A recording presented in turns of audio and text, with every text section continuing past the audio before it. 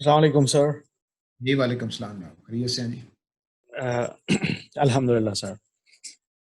میرا سوال یہ ہے کہ مکتب فراہی کے قرآن کے فہم کو لے کر ایک اصول بڑی یعنی اس کے ساتھ مانتے ہیں اور ذکر بھی بار بار ہوتا ہے، سیاق و سباق یعنی کانٹیکسٹ اینڈ کوہرنس۔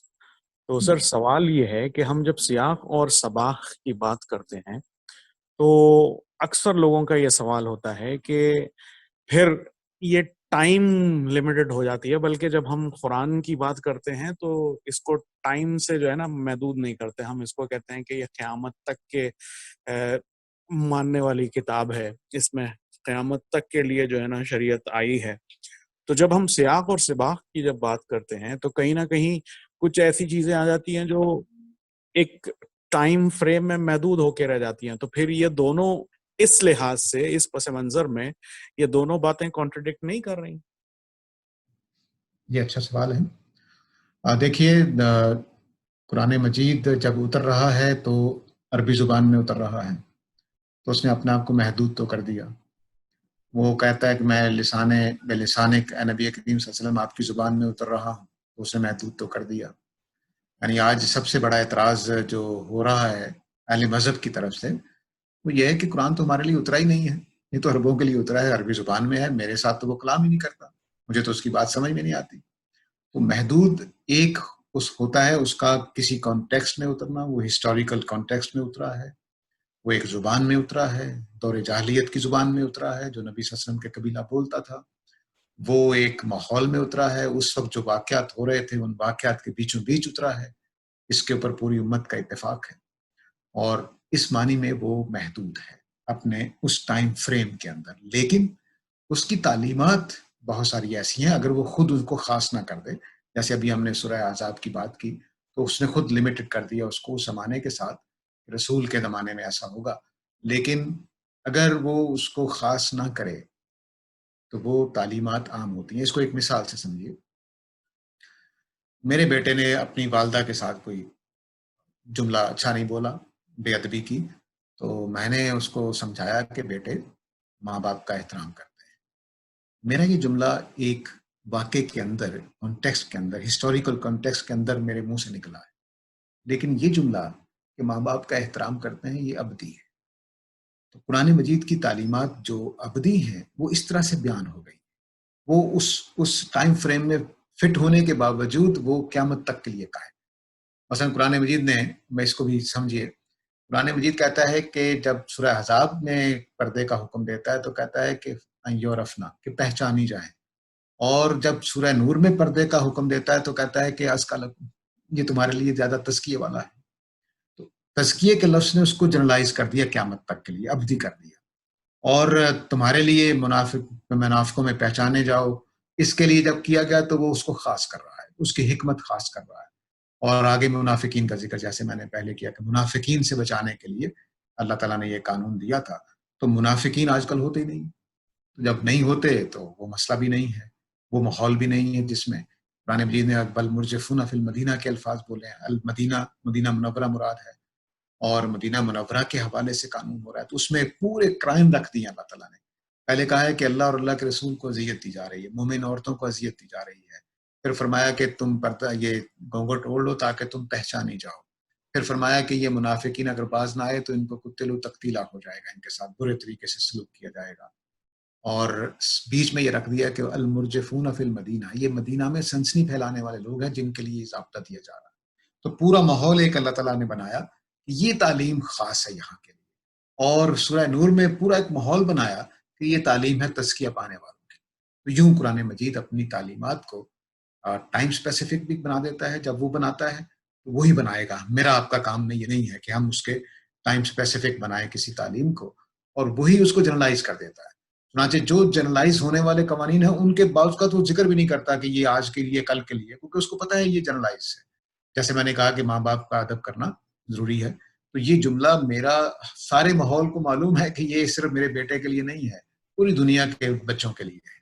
اس طرح سے قرآن کی وہ تعلیمات جو جانتے ہیں ہم کہ پوری دنیا کے لیے ہیں، ان کے اوپر کوئی اسپیسیفیکیشن نہیں آتی، جن میں امکان ہوتا ہے کہ لوگ اس کو اسپیسیفک سمجھ لیں گے ان کے ساتھ اللہ تعالیٰ ازکا لکم یا اس طرح کے الفاظ لگا دیتے ہیں، اور جن کے ساتھ اللہ تعالیٰ نے اس ٹائم اسپیسیفیکیشن کو بیان کرنا ہوتا ہے وہاں بیان کر دیتے ہیں۔ تو یہ 3 اصول قرآن مجید نے اختیار کر کے اس محدودیت میں ایک ابدیت پیدا کر لی ہے۔ تو یہ قرآن مجید کے ایک اور خوبیوں میں سے ایک خوبی ہے جو بالعموم فراموش ہو جاتی ہے۔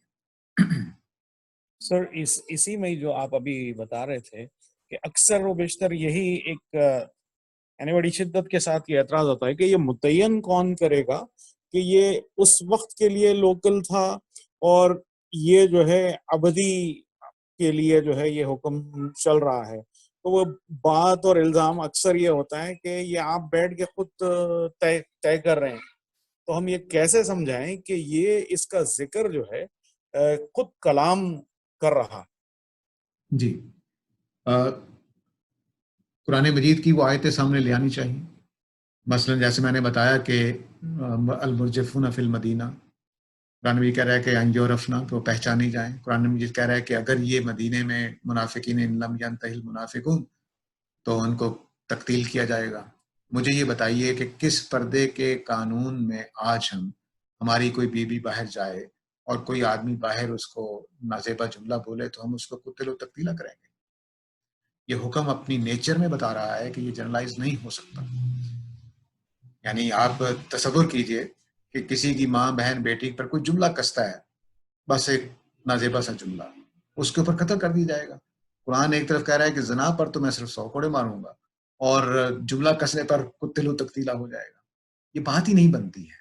تو قانون جب پورا ہم سمجھیں گے تو خود اس کے لفظ بتا رہا ہوگا۔ وہاں پر المرجفون فی المدینہ کے الفاظ، وہاں پر یوزون اللہ ورسولہ کے الفاظ، وہاں پر ان لم ینتہی المنافقون کے الفاظ، این یعرفنا کے الفاظ، یہ بتا رہے ہیں کہ یہ کلام کس ٹائم کے لیے ہے، کس مقصد کے لیے بتا رہے ہیں۔